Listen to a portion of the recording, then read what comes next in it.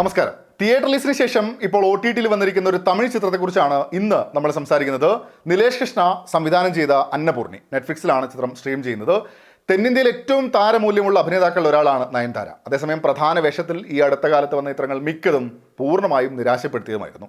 75ാമത്തെ ചിത്രമായാണ് അന്നപൂർണി വന്നിരിക്കുന്നത്. പേര് പോലെ തന്നെ ഭക്ഷണമാണ് പ്രധാന വിഷയമായിട്ട് വരുന്നത്. ബ്രാഹ്മണ കുടുംബത്തിൽ ജനിച്ച നായിക, പിതാവ് ക്ഷേത്രത്തിൽ നിവേദ്യമൊക്കെ ഉണ്ടാക്കുന്ന ആളാണ്.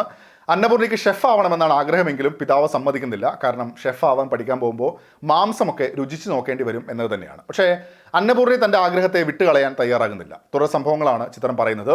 ചുരുക്കി പറഞ്ഞാൽ ഇത്രത്തോളം പ്രഡിക്റ്റബിളായ, ഇത്രത്തോളം ആർട്ടിഫിഷ്യലായ ഒരു ചിത്രം ഈ അടുത്ത കാലത്തൊന്നും കണ്ടിട്ടില്ല. എടുക്കുന്ന ഓരോ ടേൺസും മുന്നേ തന്നെ മനസ്സിലാവുന്ന അവസ്ഥ. വൈകാരിക നിമിഷങ്ങൾ കൊണ്ടുവരാൻ നോക്കുമ്പോഴൊക്കെ കണ്ടുമടുത്ത സീനുകളെന്ന് അങ്ങോട്ട് പറയേണ്ടുന്ന സാഹചര്യം. ഒരു രീതിയിലും എവിടെയും എൻഗേജ് ചെയ്യാതെ കുക്കറി ഷോ കാണുമ്പോഴുള്ള രസം പോലും സമ്മാനിക്കാത്ത ഒരു കാഴ്ചയാണ് അന്നപൂർണി സമ്മാനിക്കുന്നത്. പ്രകടനത്തിലേക്ക് വന്നാൽ അടുത്ത കാലത്ത് കണ്ടതിൽ നയൻതാരയുടെ പ്രകടനം കൊള്ളാമെന്ന് തോന്നി. Please note the point. അടുത്ത കാലത്ത് കണ്ടതിൽ സ്ട്രഗ്ലിംഗ് സിറ്റുവേഷൻസ് ഒക്കെ അത്യാവശ്യം നീറ്റായി തന്നെ അവർ ചെയ്തിട്ടുണ്ട്. അച്യുത് കുമാറാണ് അന്നപൂർണിയുടെ അച്ഛൻ്റെ വേഷത്തിലെത്തിയിരിക്കുന്നത്. സിനിമയിൽ ഇഷ്ടപ്പെട്ട പ്രകടനം അദ്ദേഹത്തിൻ്റെതായിരുന്നു. ഇമോഷണൽ സീനുകളൊക്കെ അദ്ദേഹം നന്നായി തന്നെ ചെയ്തിട്ടുമുണ്ട്. ജയ്യാണ് സിനിമയിൽ മറ്റൊരു പ്രധാന വേഷത്തിലെത്തുന്നത്. കാര്യമായി ഒന്നും ചെയ്യാനില്ലായിരുന്നു, ഇങ്ങനെ വന്നു പോകുന്ന ഒരു കഥാപാത്രം എന്ന് മാത്രം.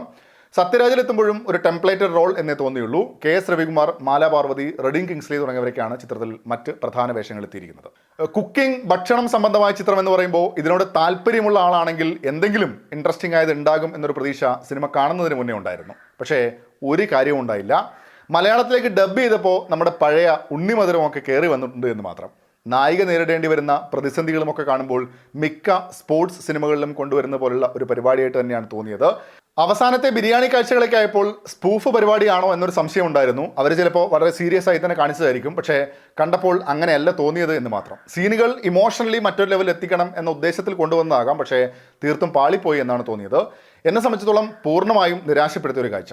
നിങ്ങളും സിനിമ കണ്ടിട്ടുണ്ടെങ്കിൽ അഭിപ്രായങ്ങൾ കമൻറ്റ് ബോക്സിൽ പങ്കുവെക്കുന്നു വരുന്നു. മറ്റൊരു സിനിമയുടെ വിശേഷങ്ങളുമായി നമുക്ക് വീണ്ടും കാണാം. അതുവരെയും ടേക്ക് കെയർ. Bye bye.